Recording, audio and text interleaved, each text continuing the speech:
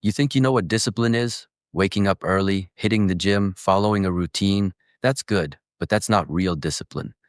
The scariest level of discipline is quiet. It's not about motivation, hype, or showing off online.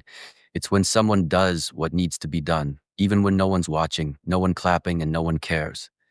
One real discipline begins when motivation dies. Psychologists say our brains crave dopamine. That's the chemical that pushes us to seek excitement, rewards, and new things. But the most disciplined people, they've trained their brain to act without that dopamine rush. They don't wait to feel ready, they just do it. That's called automaticity. When your habits run on autopilot, no emotion, no hype, just pure consistency. That's the level of discipline that scares people because it doesn't depend on feelings. 2.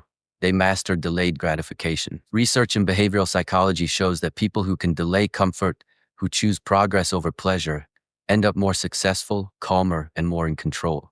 It's not about ignoring reward forever. It's about training your brain to say not now, later. When you can do that, you don't just control your schedule, you control yourself. That's real power. 3.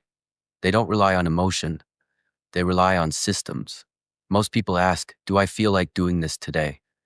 But truly disciplined people remove that question completely. Psychologists call this an implementation intention, a fixed plan that turns action into habit. It's not, should I do it? It's time, so I do it. No argument, no delay, no excuses. They've turned decision M into discipline, and that's what makes them unstoppable. 4. They stay silent, but their results speak. You won't see them posting about how hard they're grinding because they know. When you talk too much about your goals, your brain tricks you into feeling like you've already achieved them. So they move in silence. They don't announce, they execute. And that quiet consistency, that's what makes their success look effortless later. 5. The truth. The scariest level of discipline isn't about controlling your time. It's about controlling your mind. When you no longer need motivation, when you can move even on bad days, you've reached a level most people will never understand.